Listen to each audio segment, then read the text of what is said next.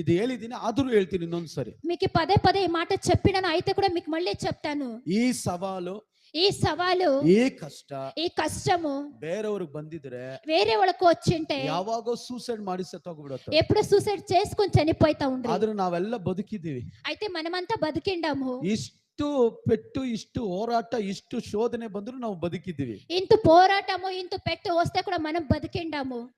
ಯೆರೆಮೀಯನ ಪ್ರಲಾಪನ ಪುಸ್ತಕದ ಹೇಳ್ತದೇನೆ, ನಮಗೊಂದು ಗೊತ್ತು, ಎಷ್ಟೇ ಬಂದ್ರು ನಮ್ಮನ್ನು ಉಳಿದಿರೋದು ಯೆಹೋವನ ಕರುಣೆಯಿಂದಲೇ.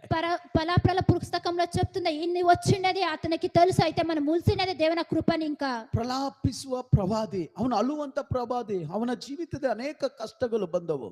ప్రలాపి అంటే అతడు ఏడుసేట్ల వ్యక్తి, తన జీవితంలో ఎన్నో కష్టం వచ్చింది. ಆದ್ರೆ ಅವನು ಹೇಳ್ತಾನೆ, ನಾವು ಉಳಿದಿರೋದು ಯೆಹೋವನ ಕರುಣೆಯಿಂದ. అయితే అతడు చెప్తాడు, అది మేము ఉలిసిండేది యెహోవన కృపని. ఇంకా ಇವತ್ತು ನಿಮಗೆ ಬಂದಂತ ಶೋಧನೆಗಳು, ಕಷ್ಟ